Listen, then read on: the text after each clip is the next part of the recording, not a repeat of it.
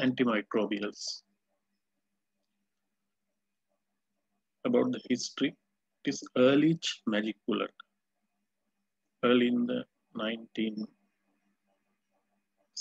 around 1910, even 1880s, this was invented, and their aim was to kill these pathogens using kind of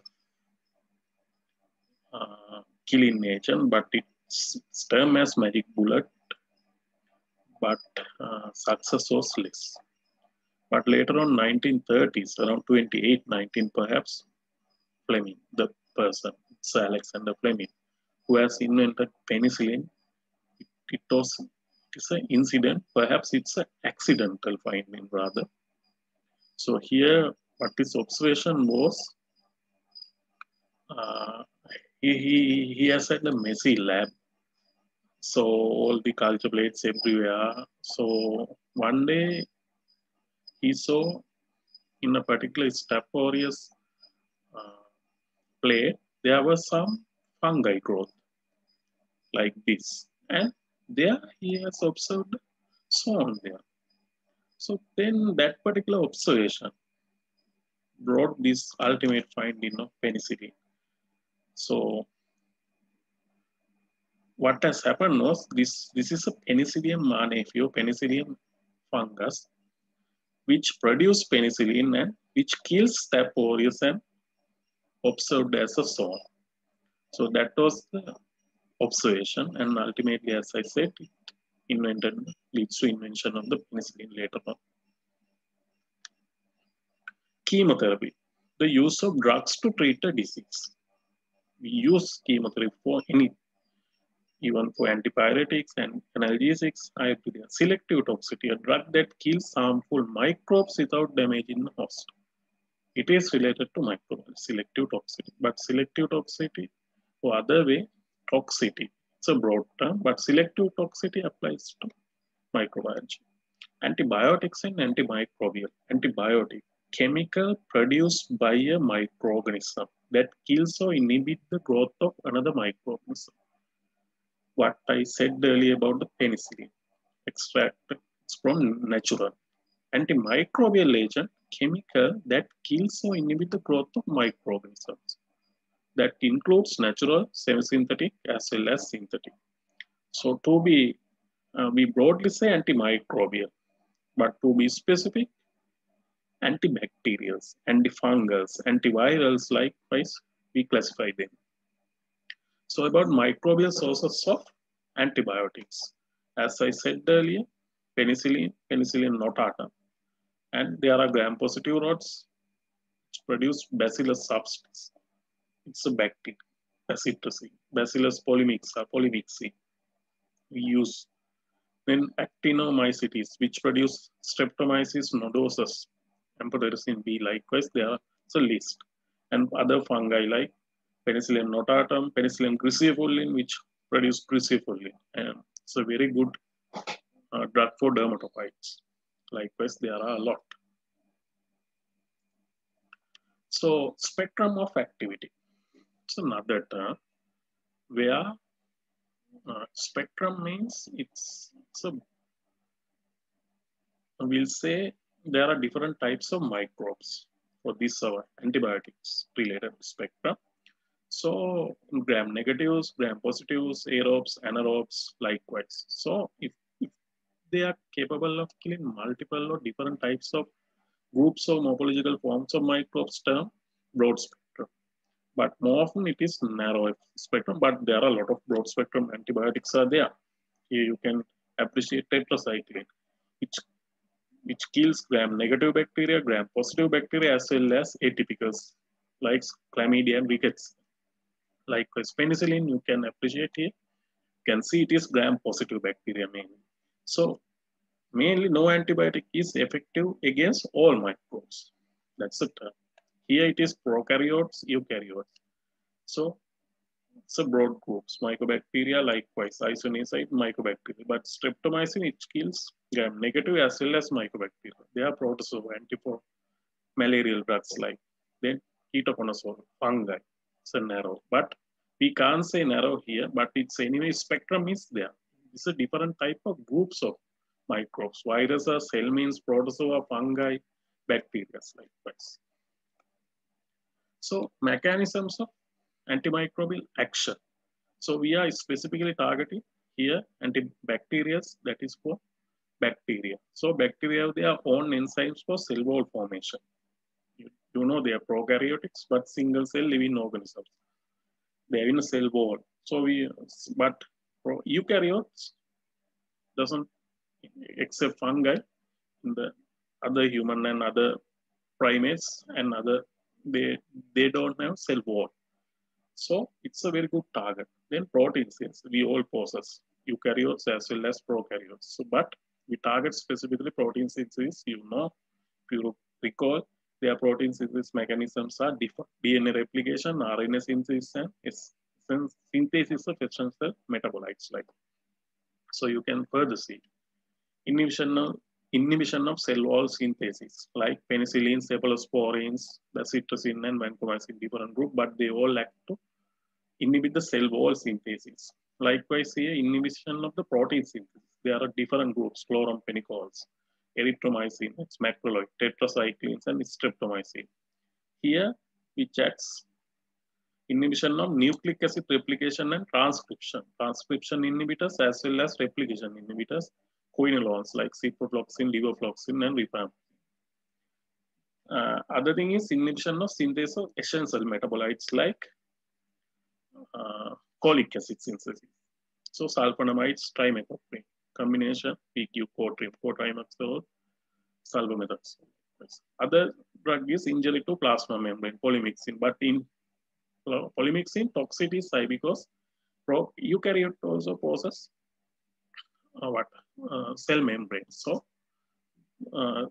once they act on these particular microbes, once we are giving, they also act our own body cells. So adverse effects are high compared. But this end line, last line resort of antibiotics nowadays given for multi-drug resistant carbapenemase producing bacteria like Acinetobacter, even Klebsiella pneumonia, Pseudomonas aeruginosa like gram-negative bacteremias and related infection.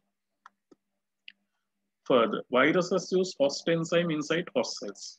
Fungi protozoa on eukaryote enzymes.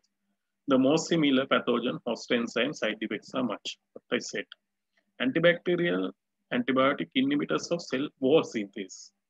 Penicillin. Now we move to different groups. Penicillins. Natural penicillins are there, narrow range of action, and they are susceptible to penicillinase like beta-lactamase. So there are different types of penicillin. Prior to that, this is the beta-lactam ring, so which contain these penicillins. Okay, with the presence of penicillinases, they are capable of cleaving this beta-lactam ring and disrupting. Once beta-lactam ring is disrupted, the antibacterial activity of chemical active compound nature is disappeared. So now they are no longer acting as antibiotics. Penicillins.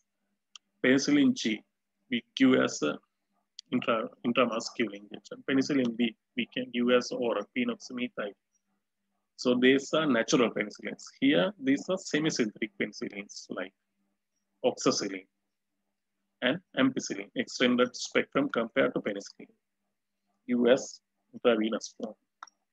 Counterpart is amoxicillin, which we are giving as oral form.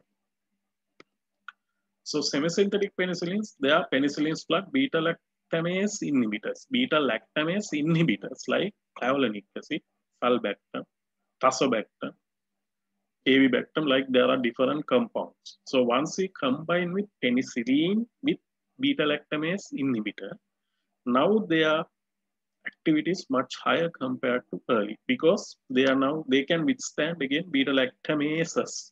That's all. Then there are other semisynthetic penicillin like penicillinase resistant penicillins. They are inherent capability. There's no combinations, but they are much more resistant. Carbapenemases, carbapenems and monobactam. Monobactam we use astrinum. Nowadays rarely used, but carbapenem we use. So it's a broad spectrum very. Monobactam it's confined to gram negatives. Then extended spectrum penicillin also there. about cephalosporin? Again, beta-lactam, one group penicillin. This is cephalosporin, different group, but all act on cell wall synthesis. They are this term, like here beta-lactam ring, here cephalosporin nucleus. It's a 5, like earlier 4. Cephalosporin, first generation, second, third, fourth, up to fifth. It's there. In the first generation, it's more towards gram-positive activity, but second and third and fourth, it's more towards gram-negative. Fifth generation, there are anti-staphylococcus antibiotics are there. Ketorolac and kefabiprolol and keftaroline. Those are fifth generation cephalosporins. So you can see penicillins, carbapenems, all are beta-lactam group. Cephalosporins, monobactams, and combinations like what I said earlier. So other inhibitors of cell wall synthase, polypeptide antibiotics, but mainly vancomycin, anti-MRSA therapy, as well as we use teicoplanin. Other inhibitors of cell wall synthase, antibiotic effective against mycobacteria. It's for specifically interfere with mycolic acid synthase or incorporation like isoniazid, INH, or ethambutol. Inhibitors of protein synthesis, a different group. Broad spectrum toxicity problems are there. Example, chloramphenicol, which acts on bone marrow. Aminoglycosides like streptomycin, neomycin, and gentamicin. Tetracyclines are there, which acts on rickettsia and chlamydia, GI. Macrolides, erythromycin, gram-positive, used in children.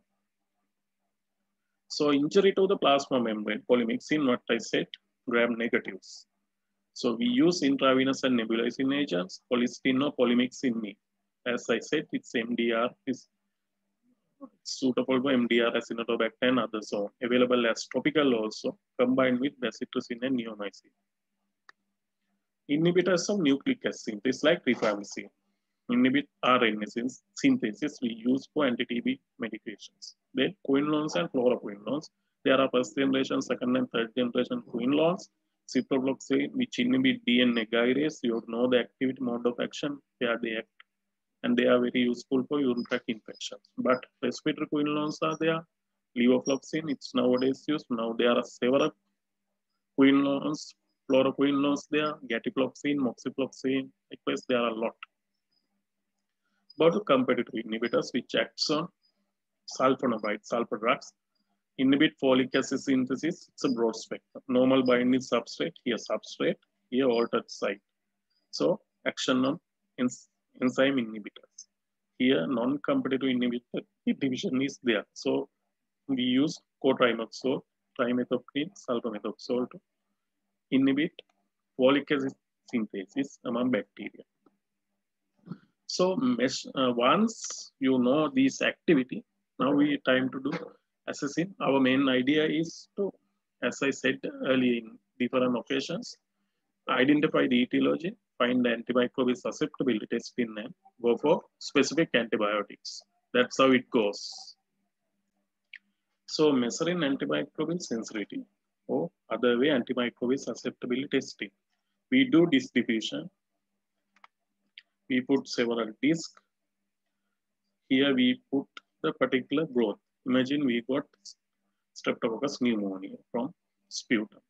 So we put this isolate all over the microbial lawn. We have put it in the blood. Then we put specific antibiotic disc with non-strength like ceftriaxone, ceftriaxone, penicillin, vancomycin, linezolid.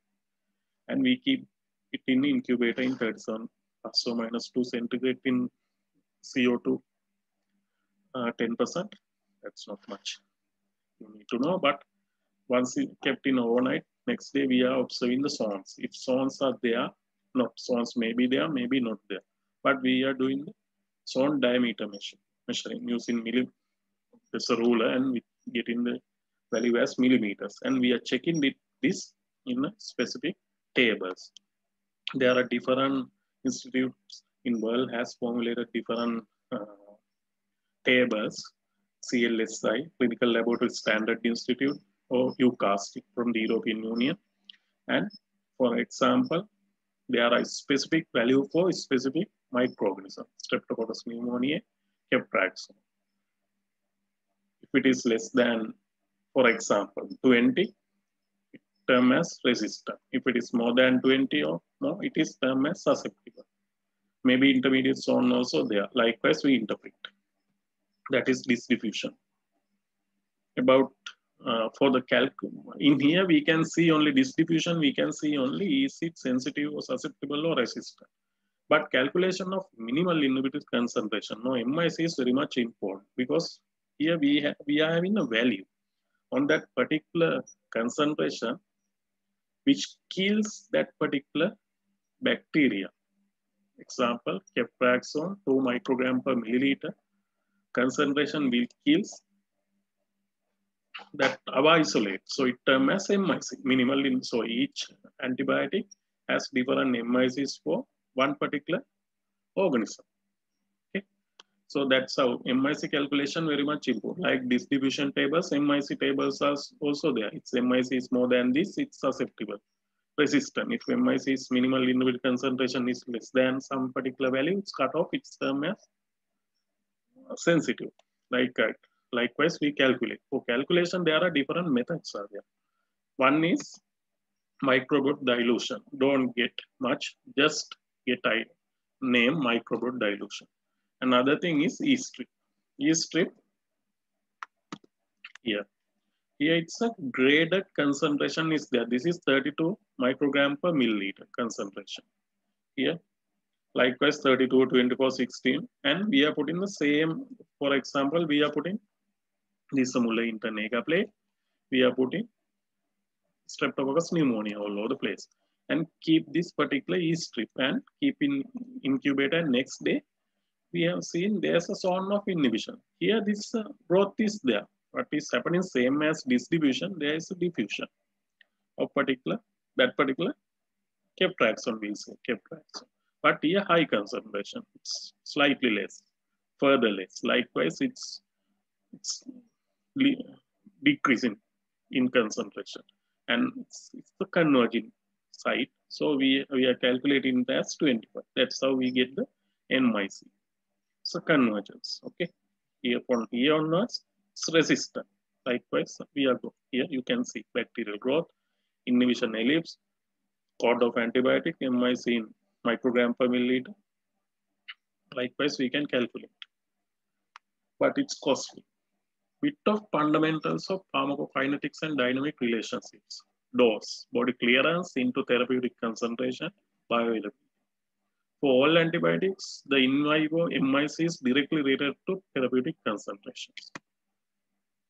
There are, to check antibiotic, that's particular activity, there are 3 parameters: area under the curve or MIC, time over MIC. Cmax, that is maximum concentration over MIC. Let me clarify. Here Cmax means, imagine we are giving particular dose for particular patient. Thinking or not, we have here we are about the targeted therapy, okay, not empiric therapy. That is, we know Enterococcus endocarditis is there. It is susceptible for aminoglycosides, that is gentamicin. So we are giving daily dose of aminoglycoside or gentamicin 5 milligram per kg daily.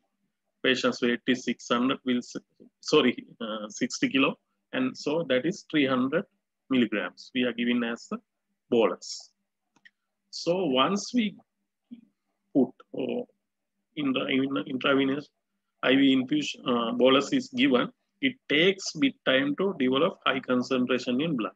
So this is the maximum concentration in blood which they can achieve from that particular dose. It depends. Body weight, body fluid distribution likewise.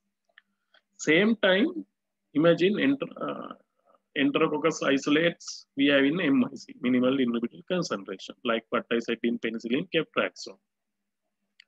But for that, so MIC is there, we'll say MIC is 2, but Cmax is very high. So once they achieve high Cmax, there are a lot of calculations, there are Monte Carlo simulation and a lot of, so just to know, Cmax over MIC. So always concentration dependent. This is aminoglycoside antibiotic. Area under the curve is, it's a perhaps time dependent because this x-axis is time. So concentration and time.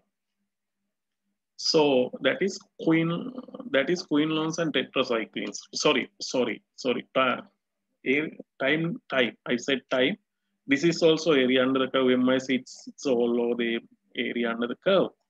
So it takes it the time and all over the integration. So all over the area. So time, it is time means, for example, imagine we are giving intravenous penicillin.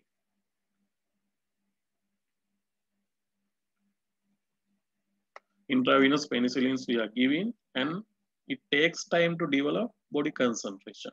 It goes as this way and plateau, and we know.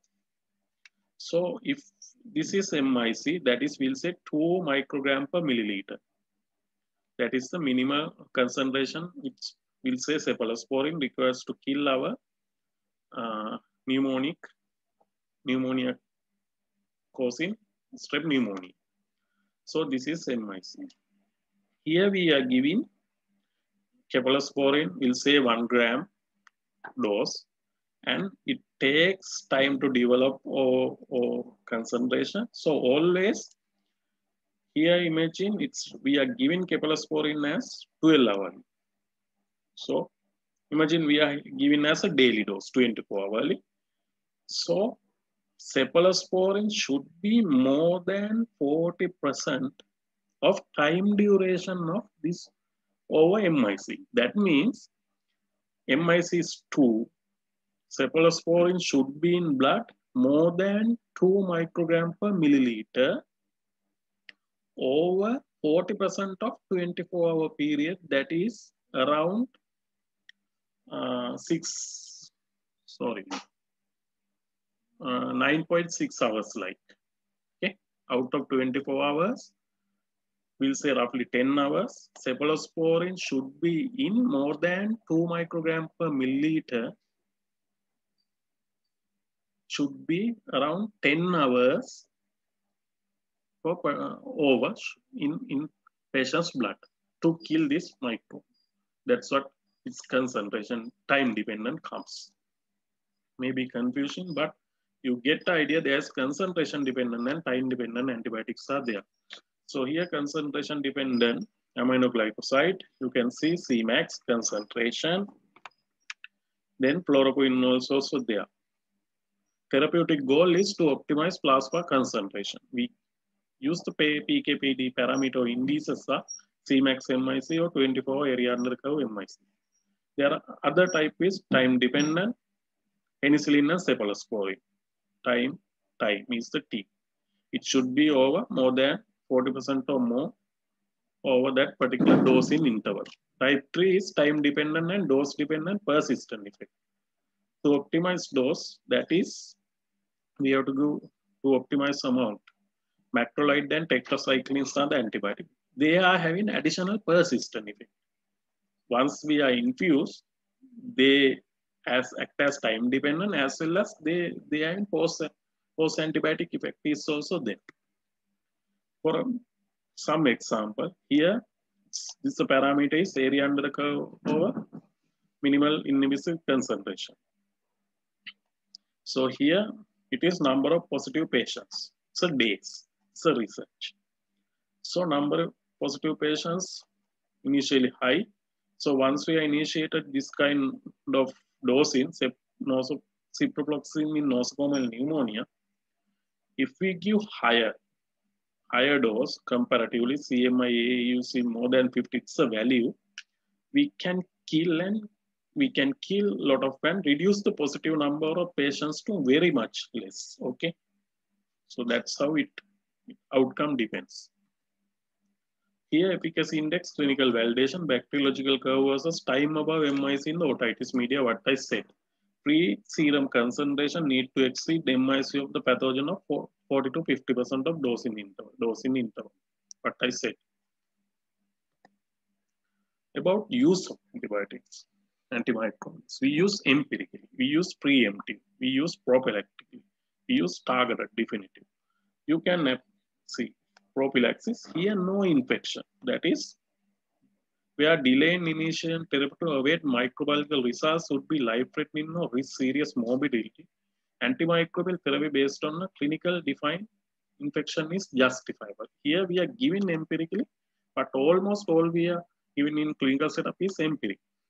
Even with the empiric is here with the symptoms. So its preemptive is other way. It given prior to that, assuming that patient can get the infection, no infection on that particular period. Infection is there, no symptoms are there.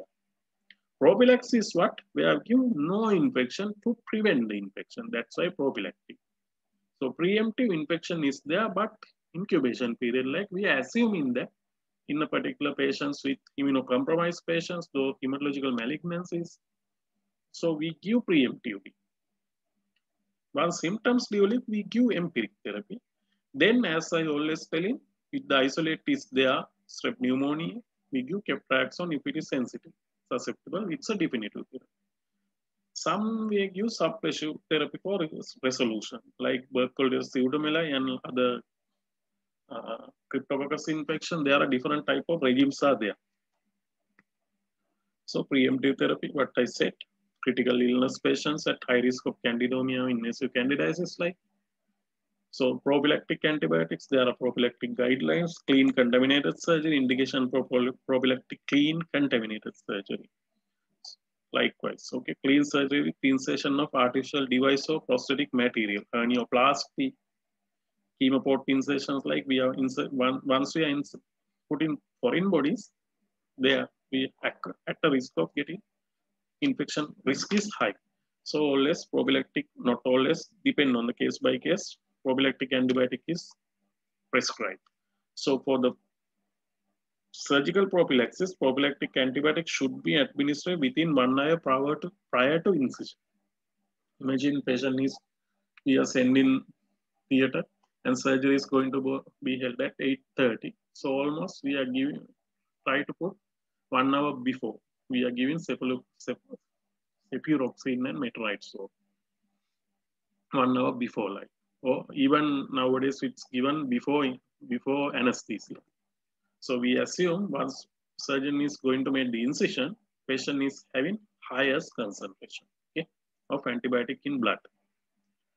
And prophylactic antibiotic also should be target anticipated organisms depend on. Okay, if in surgery, we assume Staph aureus, Streptococcus organisms, coagulase negative. So based on that, we give antimicrobial resistance. That is relative or complete lack of effect of antimicrobial agents.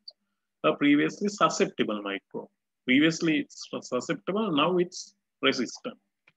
You can see initiation of antibiotic, bacterial count is high, but with the activity of antibiotic particular goes down, count goes down, but somewhere there or something has happened. Now antibiotic resistant of bacterial population measured, it's high. That's what. So there are mechanisms. As I said, mechanisms of antimicrobial activity. At the same time, there are resistance activities. Similar mechanism. Enzymatic destruction of drug, beta-lactamase, erythromycin esterases, aminoglycoside acyl transferases. Likewise, there are a lot. Prevention of penetration of drug. There are alteration of the receptors like efflux pump, influx pump. Likewise, alteration of antibiotic or target site like penicillin binding two-way protein. So it leads to penicillin inability to bind. Ultimately, it's become resistant to penicillins, not only penicillin, cephalosporin, that is MRSA. Rapid ejection of drugs, that is efflux pump. So there are some pseudomonas organisms. So antibiotic reach there, but with the presence of efflux pumps, their antibiotics are put out. So they can't act on DNA synthase, RNA synthase, so protein synthase, likewise. So once one particular, this is genetically determined, spontaneous antimicrobial resistant bacterial mutant is media. So that particular antibiotic can't act on that, that is mutant. But with the presence of antibiotics, these susceptible ones, kill mutant will survive. In the second generation, third generation likewise goes, then the mutant population will rise. That's what happened. So promote antimicrobial resistant factors like exposed to suboptimal level of antimicrobial. Once we are giving low doses, risk is high, development of resistance is high. Here maybe we are giving low doses, mutant one survive, ultimately ended up with resistance. Exposed to antimicrobial carrying resistant genes, same thing. Inappropriate antimicrobial use. That is prescription not taken correctly. Maybe dose wrong, maybe frequency wrong, maybe time duration, dose wrong. Antibiotics for viral infections. So it's irrational. Antibiotics sold without medical supervision. That's common one. Spread of resistant microbes in hospitals due to lack of hygiene and other waste disposal management leads to spread of these resistant bacteria in the hospital setup. Then lack of quality control in manufacture. That is, antibiotic itself, it is not effective or outdated antimicrobial. Inadequate surveillance or defective susceptibility assays, poverty, war. So it leads to irrational or unregulated use of antibiotics in foods, poultry. Antibiotics are used in animal feeds and sprayed on plants to prevent infection and promote growth. But ultimately, these concentrates in particular sewage systems as well as our poultry, piggery, animal husbandry. Ultimately, we are in the top of this food chain, so we are the ones who accumulate these kind of uh, and antimicrobial resistant pathogens on us. In our normal flora, would replace with them. So one example is Salmonella typhi has been found in the USA, 4 states in 18 people who had beef fed antibiotics. Consequence of antimicrobial resistance, infection resistant to available antibiotics, increased costs of treatment. Death of patient is anticipated. Here, unnecessary antibiotic use, so research finding for ear infection, common cold, bronchiolitis, it's high. Common cold, almost. I said because common cold, often common cold causes by viruses. That's why.